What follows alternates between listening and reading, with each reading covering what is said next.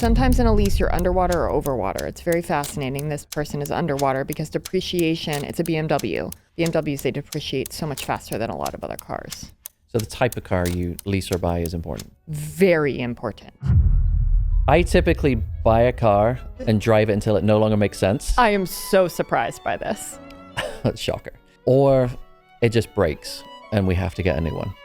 My license plate was Beemer Check, by the way, just so everyone can laugh. So here I am driving around my Beemer Check 16. I'm sitting on a $7,000 maintenance bill. And then 3 months later, another $10,000 maintenance bill. And I start adding this up and I'm like, well, I could have leased a brand new BMW and I would have been ahead with a new BMW and not, $17,000 in maintenance costs. If your child is learning how to drive, even if they pass their driver's test, give them a beater car. Like they may put it into a lamppost, they may curb it a lot. Granted, they're not going to lease a BMW when they're 16. How many miles do you drive a year? That is one of the most important questions with a lease because it is the argument as old as time. Do you buy or you lease a car? What goes into that decision? How much money do you spend? How long is the term? How does this all work out? We're going to take you through that whole process and figure out what is best for you. Welcome back to another episode of Playbook of the Wealthy. My name is Dave Grant. My co-host is Heather Townsend. We're talking about buying or leasing a car. We're going to take you through some key points, the pros and the cons. Before we dive into our content, if you've never been here before, we break our content and our podcast up into a whole bunch of sections. We dive into content, we then answer questions, we go through some highlights of our personal life, and then we send you on your way. So without further ado, let's dive in. All right, Heath, why is this even a topic for us to discuss? Well, one, I have personal stories on this. And clients ask me this question a lot. I don't know if you get this question as much, but I get this question a lot because I'm known to be the car girl. Like, sure. I definitely have opinions on this. Do you get this question a lot? I do. It always ends up going in the same direction, though. You're just going to be like, bye. How did you guess? I mean, yes. Are your clients buying or driving as many sports cars as mine are, probably? I feel like we have different clientele. Not really. Yeah. It's going to be, should I buy the truck for the farm? Or See? There's not many farmers. I just like to talk about them a lot. Okay. But you get what I'm saying. Like, Yeah. I think, we don't have snow in Arizona I have clients all around the US, but I don't know. I just think my clientele is a little different. So I get this question a lot. And I have personal stories that I'm going to sprinkle in. But let's start with just the basics so people understand when we go through this. Sure. So let's talk about a lease. So a lease is you are renting the car. I think people don't understand the term lease. Like if you changed it to rent, people would understand this topic a little easier. Yeah, you're renting it. Typically what I see is for 3 years. You do not own it. Now, when you go to turn it in, you have the option to buy it. That's a whole different topic, but you are renting it. Yeah. And you still have to put money down most of the time, unless you're trading in a car. So, and I mean trading in something you own, not Sure. trading in a lease. So you normally have to put, 3 to 5K down, depending on the lease. Okay. So you're renting it, which, renting is typically sometimes less than owning it. Like less monthly payment. Okay. Okay. And, your buying costs might be lower too. You might not have to put as much down. The biggest thing on lease that I start with clients when I ask them about this is how many miles do you drive a year? Okay. That is one of the most important questions with a lease because they have mileage cap. Sure. So most of them, what I have seen on leases that I've done is $15,000 a year. If you go over that, it starts being really expensive. It's in the lease contract and they give you like a cents per mile that you go over. Every single mile you pay more money when you go turn it in. Yeah. And so, my business owner clients that drive around a ton or my realtors, heck no, they cannot be in a lease. Yeah. They are putting much more than 15,000 miles a year on their car. So it Sure. does not make sense for them. Automatically, we can't even talk about it. It's an interesting topic because I have rarely seen people switch between the two of I've bought cars for 20 years and now I'm going to lease them for the next 20 years. It's usually a topic where people are like, I'm a leaser. I do this with my cars. I flip them every 3 years. and it makes no sense to buy. I used to be that person. You have flipped, or you're in the one camp? No, I was in the one camp. I was lease. Well, I was buy, lease, and now I'm buy. Oh. So I'm going to talk about my personal story. I've never really heard that. I've always kind of heard people say, you know, I'm a leaser for life, or I just buy my cars and drive them into the ground. Why would I lease them? Well, that's why I'm so looking forward to this podcast episode, because I've done both, and I'm going to give the answer. It depends. And I'm going to tell you what it depends on. So it literally comes down to math and things in your lifestyle and all of that you switch between.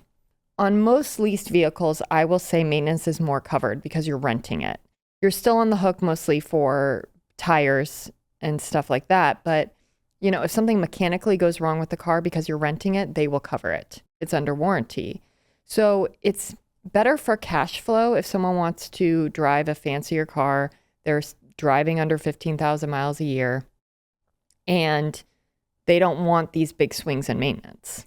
Because if something goes wrong with your car, especially if you're driving an expensive car, those can be some hefty maintenance. A lot of money. Yes, and it can swing your cash flow. So with a lease, it's like, okay, I hope most people can cover tires, right? Yeah. But, you know, if you have a $10,000 maintenance bill, well, you don't have that with the lease. Sure. If you turn in the lease and the car is horribly damaged because your kids went crazy with it, you might have to cover some wear and tear. Also, when you turn it in, if you go over the miles, you might have to pay for the overage miles. Yeah. But other than that, you turn in the car, you're done, and you either go get a new lease or you buy another car. I'm assuming I can't modify a leased car. I've never leased in my life, so this is a new topic on that side. I mean, car girl, modified mine. Yeah. I always tinted my windows, and I tinted them beyond the legal limit. I know. Is anyone surprised by this? And they were fine with it because it actually increases the value of the car in a way. Okay. I think I would normally talk to the dealership to find out, hey, are you guys okay with me doing this? What is it?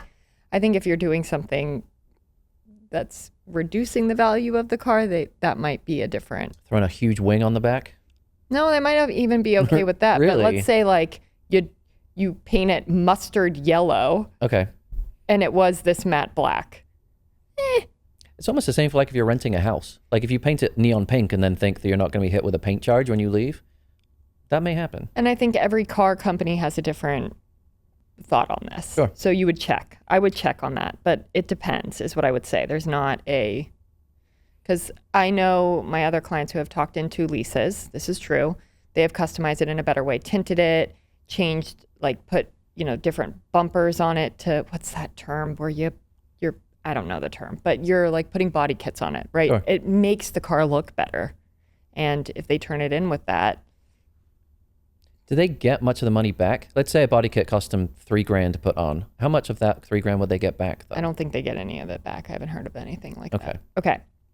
Pros of leasing: lower payments, new vehicle frequently, lower maintenance costs. Okay. Costs of leasing: no ownership. And I want to point this out. It is really hard to get out of a car lease. Okay. I have a friend right now that got a car they should have not gotten, and they want out of this car so bad, but they're underwater in the lease. They can't get out of it. You are locked in that term. Is it too expensive for them? Why do they want to get out? Because they hate the car. Okay. So, right, if you own a car, you're like, okay, I'll just sell it and maybe, but if you're in a lease, it's a rental. You are in a term. Yeah, you could even take that car to a dealership and use it as the equity to get into a new car. You got a lot of options when you own. And sometimes in a lease, you're underwater or overwater. It's very fascinating. This person is underwater because depreciation, it's a BMW, in which I'm going to go into on why BMWs are one of the ones that I recommend people lease. BMWs, they depreciate so much faster than a lot of other cars. So the type of car you lease or buy is important. Very important. Okay. So here's my story. I'm going to go into my story of leasing now. Go ahead. Some people know the story of me is that since I was young, I have been having car posters on my wall, from Car and Driver since I was in middle school. And I would get money from my grandma and some family members. Well, I started stashing it in middle school I had this tiger box. I literally can just describe it. It was a furry tiger box. And I had an envelope in there that no one knew about. And I was stashing money in there for years. Now, this was like 25 years ago or something. Well, by the time I got to 16, I was also tutoring math for some kids, making a lot of money. And I went to my dad and I said, my mom was going to give me her Isuzu Trooper. Can you see me driving a fluffing Isuzu Trooper? Let me tell you how that went. You could still be driving that Isuzu Trooper today. It'd last forever. I'm sure. But I almost put that down a side of a very steep mountain because I could not back that thing up. I don't like big cars. Yeah. So I went to my dad and I sat down and I gave him my envelope and I said, I want to lease a BMW. I'm 16 years old. And he looks at me, he's like, well, how are you going to do that? And I'm like, well, here's my $5,000. First of all, now I've caught him completely. He had no idea that I was sitting with $5,000 in my room. Yeah. Here's my $5,000. And with me tutoring math, I can cover the lease payment because it was only like $300, $400 because I just wanted a 3 Series at that time. Sure. He was so impressed with me that he took my $5,000 and gave me his BMW. So, wow. And he went and leased his own BMW after that because the numbers made sense. So now I own my dad's 3 Series BMW. He has the fancier one. We have our matching silver BMWs. It's actually a very cute story. My license plate was Beemer Check, by the way, just so everyone can laugh. So here I am driving around my Beemer Check, 16. I go off to college. Middle of college, the BMW starts being over 5 years old. So now it's out of the 50,000 mileage, warranty, maintenance starts happening. I call my parents because I'm sitting on a $7,000 maintenance bill because some of the, what is it? Like pumps, something broke. We won't go through this. So many things happened. So I had to cover that. And then 3 months later, another $10,000 maintenance bill. And I start adding this up and I'm like, well, I could have leased a brand new BMW for $400 a month and I would have been ahead with a new BMW and not, $17,000 in maintenance costs. Yeah. These cars, I learned BMWs, they depreciate really fast. And once you're out of that warranty, the maintenance expenses are crazy. Okay. Really expensive. So I became a BMW leaser. We got rid of that car. I got a brand new BMW lease because the math made sense. My dad was always very impressed. So, I was a daddy's girl. So if I just gave him the numbers, and batted my baby blues, I could sometimes get what I want. But I also got good grades, so that I was rewarded. But anyways, point being is new BMW, and then I went off, worked at Ernst & Young and all of that, and I kept just leasing BMWs. That's all I did. By this time, I was off parents' payroll. I was paying myself. But I think I have leased 8 BMWs in my life. BMWs, I am always leasing them. Okay. Because after they get out of that warranty, the maintenance is just so expensive and they depreciate faster than many other cars. What are you telling your business owners?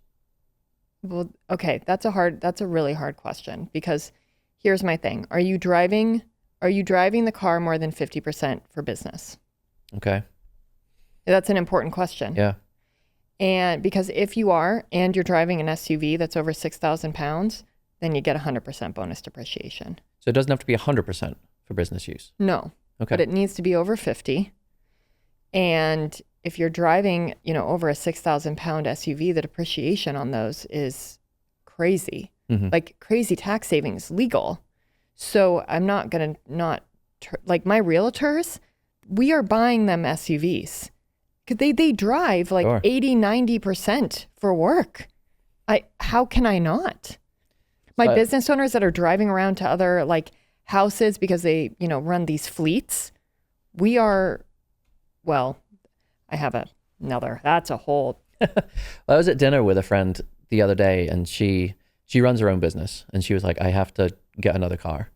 And it was between 2 and one was 6,003 pounds. And the other one, I liked a little bit more, but it was significantly less weight.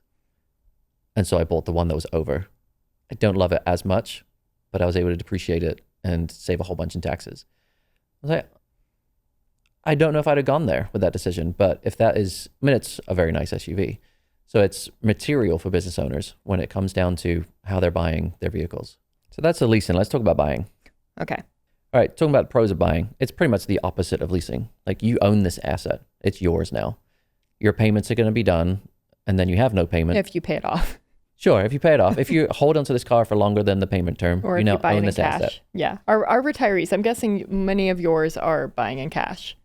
It's probably a split 50-50. Some are like, some are like, I have extra money coming out of my portfolio. It's going right into a car payment. I'm like, sure, money. I don't care what you do with it. Yeah. And others are like, I'm retiring, in 6 months. I need to have a paid off car by the time I retire. Like personal financial planning right there. Each to his own. Yep. But a lot of them are looking to get that car. I mean, I have Midwest clients for the most part. It's a little bit more frugal than the coasts. And it's going to be, I want to drive this till the wheels fall off, and then I'll have cash to buy my other car. And so I think it's more of a mindset thing of, do you want to own this asset versus rent and flip that car every 3 years? When I'm finding people that are buying, they're looking at how much is this going to cost me for the period that I am paying for the car? And then how much do I get to drive this car for free? That is a big decision maker in how long their payment term is, how much their payment is, and essentially how reliable is that car going to be? I don't see many people buying exotic cars that are going to cost a lot to fix, like you went through. But if they're buying a Toyota, Toyotas are one of those that I'm sorry, I am just like buy. Mm-hmm. Those cars are made so well. They're on my list of buy. We're going to go through my list later, but keep going. Yeah, I mean, so they've got 4-year payment term, and then they're driving it for another 8, 12, 15 years, however much you want to drive it. My clients have such old Forerunners, man. Those things. Okay, keep going. Go for a long time. There's no mileage limits on owning. Right, you can do whatever you want. Mm-hmm. Modify it, rip it apart, take the engine out, put a new one in. Like, this is yours. So you have no restrictions on a contract. Do it. Drive it off a cliff. You just go buy another one. We know you love owning. Now, what are the cons? Well, typically it's going to be more expensive. Mm-hmm. Like your lease payment is going to be your rent payment. You're now picking up a payment where you're going to buy this. You have to. It's larger. Payment's larger. You're having a larger payment, and sometimes for a longer term. Like if you are wanting to restrict this payment to fit into your budget, we've all seen these payment terms increase over time. Like it used to be 4 years, now it's 5 years. Now let's do a 6-year term. I know. Let's do an 84-month term. I was able with my Macan to do a 6-year, and I was like, you know me, I love options. So I'm like, okay, I'll take the lower monthly payment that I'm on the hook for. Paid it off earlier, of course, but I was like, sure. So I think that's something that people get into a little bit of a pickle with. It's when you look at, okay, I'm going to buy this car. It's going to cost me $500 a month. And then the next question that people would never ask is, well, how long is it going to cost $500 a month? Is the term 4 years or is it 7? Because now that makes a difference, because when you get to the end of that payment term, is your car junk and you need to get another one and you thought you were going to drive it for longer? That's what I see a lot though, too, may I say, with those longer payment terms is by the time they pay it off, the car has, the clients have the car paid off for a year or two and we're already in the conversation again of the new one. Yeah. That is the con of owning. It is. And then when you talk about, okay, well, I'm going to pay this car off, I'm going to drive it for a while, and then I'm going to use it, and then that's going to be my down payment on another car, I'm going to trade it in. Well, think about the car you buy, because are you actually going to get some value 7 years from now from that car, or is it going to be scrap metal? It might not be worth much. So you have to figure out the car purchase, is it wise, and are you going to be able to flip that in, say, 7 years to be something of value to go into a next car purchase? I can't wait to go into my story of the Macan, because it's going to show the owning part. Well, I think you raised it in your leasing part. You lease it, everything is fixed for you for the most part. Flip it on its head when you buy a car. You're on the hook day one. Once it's out of warranty, you're covering everything. Sure, there's things that are under warranty, but yeah, you get into an accident, over insurance covering stuff, you're covering that. That's on you. So it's going to be a downside of owning the car. How do you determine this? You talk about a lease calculator. Yeah. So my Macan is now 5 years old. What's a Macan for the non-car people? Okay, sorry. It's a Porsche SUV. Mm-hmm. And it's a Macan GTS, not to get too nerdy, but it is the sporty version of a Porsche SUV. I love my exhaust button. I've been behind you. You tear off that line. Oh, I love that car. Yes, I drive the fluff out of that car. All right. So I'm probably going to need a new car soon. Mm-hmm. I'm starting to see the maintenance costs starting to increase. So I was like, okay, let's do some numbers for our listeners of, should I buy this or should I lease it? Sure. Because you originally thought, which is what I originally thought when I went in to go buy my Macan, was I'm going to lease this. It's a sports car. Mm-hmm. Leasing did not make sense. Okay. I bought my Macan, paid it off in 2 years, and have not had a car payment for the first time in my life since living in London and New York. in a very long time. So that actually New Heather. Okay. that has felt really well. It's a $100,000 sticker price. Okay. So I'm going to have it for 6 years in this assumption. Mm-hmm. So a lease is typically between $1,200 to $1,300 a month. All right. For this kind of car. If I lease that for 6 years straight, so we're assuming I get one and then I flip it again and get another one. Okay. That is $90,000. I think I took like 250 times, 6. Okay. So and then you're going to pay some upfront fees for the lease. Mm-hmm. Let's just say it cost me $95,000 in totality for the 6 years of leasing. Okay. Sure. But if I bought the car, it's $100,000. You with me? Mm-hmm. Well, if I sell it at year 6, Porsches hold their value. This is where they don't depreciate like BMWs do. Okay. This is where my head got turned on and I was like, turned on its head and I was like, oh, I'm buying this. I'm not leasing it. Mm-hmm. They typically, if you trade a Macan in between year 5 through year 7, it's still a really good trade-in value of 45 to 50% of what you bought it for. Okay. So that means I would trade it in at $47,000, right? Mm-hmm. I bought it for 100. I'm trading it in for 47. I really only spent $53,000 to get this car because I got 47 back. Sure. Leasing was going to cost me 95. That's a big delta there. Exactly. So in this scenario, buying a Porsche makes more sense. Mm-hmm. So some feedback we've had on episodes is we hear stories from one of you and then the other one doesn't share their story. So now if we've heard your story of the 8 cars, I'm going to bring in my story as the person who buys.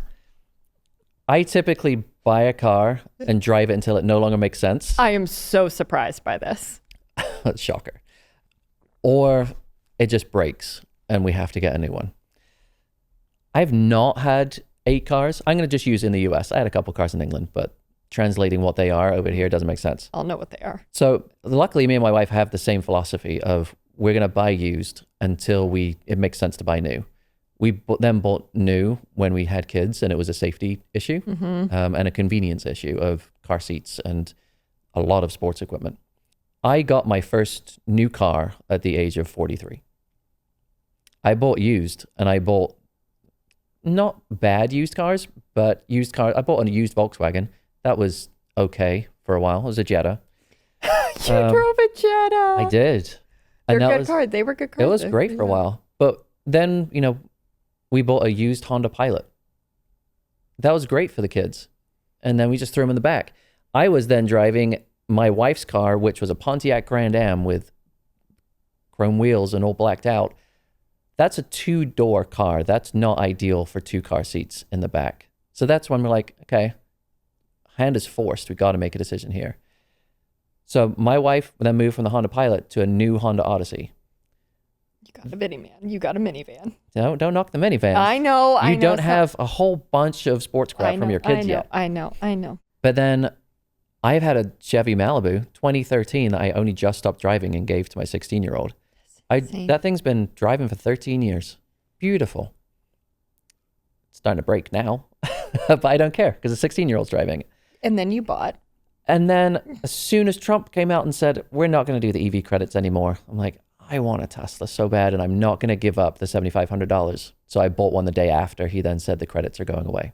And here's my point with this car though. How happy now that you finally have a brand new nice car? Just a little bit. How happy? How much has it increased your happiness? How much do you love driving now versus what you did before? Love driving. The car drives me. I know, but I get to ride in Dave's Lexus when I'm here in Chicago. Tesla. Don't misbrand it. Lexus, No. I just branded it. But your Tesla, and you won't name it, which No. I don't know why. So, but it is you. It's easier to let go of if I don't name it. There's no emotional attachment. Oh my gosh. My point, Anyway. my point with this car thing though is it does bring you joy. Buying my first new car and like going through the whole experience again, which was weird with a Tesla because you order it online and then just go to the dealership and they're like, here's the card. You're not going to need it. There's your phone. Car's out there. Later. There's no negotiation. There's no That's nice. back and forth in the dealership. I love that. So when you rock up and you're just like, that's mine and I drive it away. Granted, you got to learn how to drive it because it's abnormal. But it's been really a nice experience having a new car. Well, and you have an unusual new car with like crazy difference in technology than a Chevy Malibu. Yeah, just a little bit. That's enough of the stories. You want to wrap us up? Yeah. I first start with mileage. Let's just start there. Mm-hmm. Are you over the 15? We're now in own category, right? 15,000 miles a year. So you wouldn't even consider a lease. Then I ask what car brand, and then that starts telling me where we should consider. Again, if it's a BMW or Mercedes, you like having new cars, I'm going to probably go Lease. Mm-hmm. If it's Mazda, Lexus, Toyota, apparently Chevy Malibu, I'm like, we're going to buy this and we're going to hold this for a while and do the math. I always do the math. Again, I was surprised with Porsche. All right. If this has helped you make your decision of whether you're buying or leasing your next car, help us out. We need a like, a comment, a subscribe. In fact, comment what car you're looking to lease or buy, and we can help you out to figure out if it's the best solution for you. Just watch those YouTube comments go nuts now. Mm-hmm. All right. And then if you want to send it to someone who needs some help buying or leasing a car, send them that way too. Just give them a link to the podcast or the video. We appreciate you. Thank you. We're going into the next segment on our podcast. It's called What Would You Do? This is where we tackle the questions. Question number 1. I always bought my cars new, but they've tended to be lower value, less than $30,000. I'm looking to purchase a $120,000 sports car, and I'm wondering if a lease is better than purchasing. Okay. What's the sports car? That's my first question. I have to know. And I would do the math. It's just like I would do on my Porsche. If we lease this, how long are you going to own it? How many miles are you going to drive it? Typically, sports cars, people don't drive it many miles. Right. That's already a known. So we could consider a lease on this one. And I don't feel like people own sports cars for a really long time. They kind of do it for a year or two. They get it out of their system and they're over it. If they're not collectors, right? Yeah, if they're not collectors. Yeah. So I'd be curious about that. I'd run the numbers of lease versus own, period.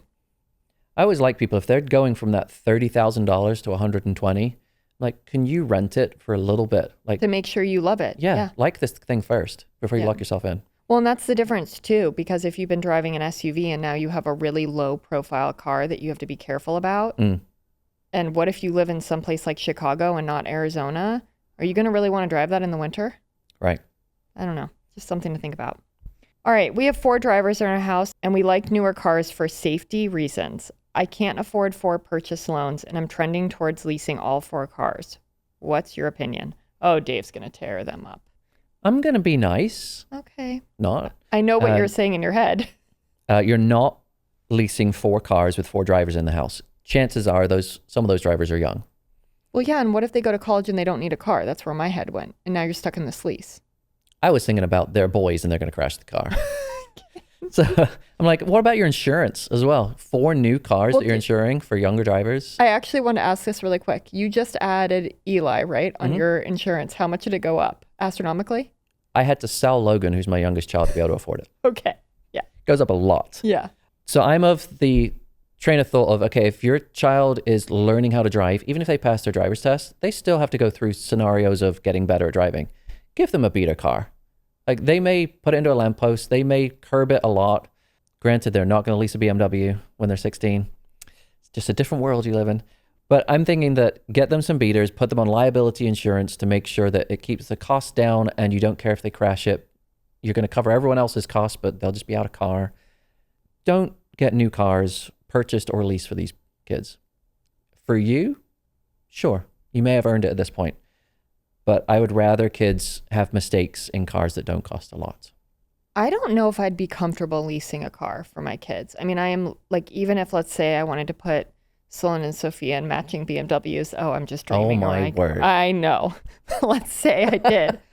I'd really actually have trouble leasing both of them. I don't Are you going to buy them matching BMWs? No, I'm just making stuff up. Okay. I'm guessing. I don't know with you sometimes. I know. I'm guessing Sophia's going to want to be in some Bronco and Sloane's going to, something. They're going to push me out of my comfort zone.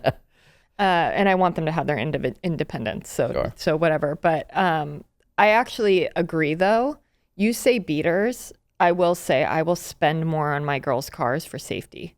I will want I will really care about that. And that is one of the reasons my dad actually wanted me in a BMW. Mm-hmm. I was his pride and joy, right? And so he wanted me in a very safe car, and I will be the exact same way. I have seen Eli's friend group parents split on both those things.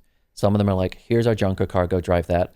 Other parents are like, here's a new car with all the safety features. We will pay the payment and the insurance because if you're in an accident, we don't want you getting hurt or even close to being in an accident. That's where I am. Like, that's what I have money for, is I want to protect them and give them the best chance. And they are likely to have mistakes as a young driver. Yeah. We have in the back of our mind that, okay, Eli is going away in college in 2 years. Yeah. I don't want to be locked into anything if he decides to go to a college far away and doesn't need a car. That's where buying a brand new car, let's just say Sophia wants a Bronco. I'd probably buy a 2-3-year-old Bronco, assuming safety instruction, something like that. That's what I would do. Yeah. If that's what my plan would be. Okay. But I agree. Leasing all 4 cars, that's also telling me I don't know if you can afford 4 cars. There's something wrong with the math here. All right, moving into the next section. It is called highlights. All right, we decided to stay on theme. We're going to do car highlights for this episode. Mine is so ridiculous. I'm actually nervous to talk about it. I feel a little bit like... You're exposing yourself here? Very much so. Well, go for it then. No, I want yours out of the way. All right, well, we talked about Eli being the new driver. Just turned 16, passed his driver's test. Got glowing reports from his driving test officiating person. She was like a 70-year-old woman who came back and she was like, he was so conservative and just a safe driver, which is great because I'm like, I've seen how he drives outside of the test. I'm really glad that he gave that portrayal of how he usually drives. He has a lead foot. He likes the speed. You should be a proud father with that. So I like the fact that he's now driving and he knows how to drive well. But when I went to my insurance company and I said, can I just do a projection, like in a month, he is going to be on the insurance. I know you can't tell me the exact number, but I need to know whereabouts it is. Yeah. Yeah, my insurance doubled in price. That is insane. But I then went to a new insurance broker because my other one just wasn't cutting it. He then, by switching the insurance company, got me the same coverage for Eli for the same price as what we were paying now. So he cut our insurance in half, and then when we added Eli on, it's the same price as what we were paying. That's amazing. That's where a broker, when it starts getting that expensive, I will say we pay our insurance, like our umbrella and our home, all at once, and then our auto every 6 months. Okay. So this was the one where auto, umbrella, home hits. I'm normally prepared. I'm like, okay. This time it hit, and I was like, oh, that hurt. And I don't have 16-year-old drivers. Well, we are cruel parents, apparently. He's paying half the insurance because he has a job in the summer. So he's cutting us a check every month for half of what it's going to be. He's diligent. He has savings. He has investments. He's like, how much do you need from me, Dad? I'm like, I haven't got the bill yet, but you'll know when I get it. And he's like, whatever. It's cool. I'll pay you. Such a good... Like, way to be smug with your money when you're 16. I love it. I love that. You're doing great. Thank you. All right. Expose yourself. Okay. Well, most people don't know this, but Alex and I share one car. Do you know we're a one-car household? I did pick up on that. So we are one car. This is also... I don't know how you do it, but yeah. Well, we both work from home. Alex travels a lot. I travel a lot. And we work from home. And the girls' school is 5 minutes from our house. I actually did the math because we are car people. And I was like, the times that we need a second car, taking an Uber is cheaper than the expensive car payment, the insurance, the renewal tags, all of this. I was like, we'll just use Uber or Waymo. We have Waymo, which is fantastic. So we're a one-car household. We're getting to the point where it's not working anymore with the girls getting older, and I want us to be able to do things individually with each of the kids. But I won't spend money on something if it doesn't, especially with cars, with how expensive they are, if it's not, oh my gosh, I'm so excited about it. Yeah. Because it's such a significant money. Alex and I have not been very excited about many cars. We just could not find one. And then this GT63 Mercedes drove up next to us, and I talked to the guy, and I was like, do you love your car? And he was like, him and his fiance or whatever, like, fantastic, we love it. Alex and I are like, are we gonna do this? Alex loves it. So we go to the dealership. I'm thinking we'll buy a used one, actually, because I'm like, well, we're gonna test this out, we'll flip it, but let's like take one that's already depreciated and just drive it for a year, whatever. And dang fluffing tariffs. Really? They're not making them anymore. Mercedes is not making the car anymore. Like they're not sending them to the US anymore because of the tariffs. They're still making them, just not shipping them here. Yeah, I think that's what he's basically like. Even if I tried to order for you, which I don't want a brand new one, but it would take 6 months, 7 months to get it. And he's like, I know what you guys are looking for, and I want to sell you a car. You know it's bad when a car man says this. I want to sell you a car, and I can't get it for you. Dang. And Alex and I are just like, and now we're about to, summer, and I'm like, I don't want a nicer new car sitting in our garage while we're gone. I'm like, I think we're just meant to be a one-car household for a little longer. Like, all right, I guess the decision's made. Like every time we keep going, okay, we're going to finally get that second car, just doesn't work out. Bummer. Just get a Toyota Corolla. Drive that puppy around. I don't even want to spend the money on that. That's what I'm saying. I'm like, I'd rather have an Uber. That's why. I'm like, in that case, and I'd rather be driven around. That's literally how my mind goes. So, but the tariffs are starting to hit the European cars. That's what I'm starting to see when I went into the dealership. So I'm curious if our listeners have seen anything else. It's just, I am a big European car girl. And so I'm like, oh man. I'm like, am I going to be able to get a new Macan is what I'm wondering. Wow. Yeah. All right. Thank you for listening to this episode of Playbook of the Wealthy. If you want to keep listening to our episodes, we're on every podcast platform you can find. If you want to watch us on video, we are on YouTube, Spotify, and Instagram.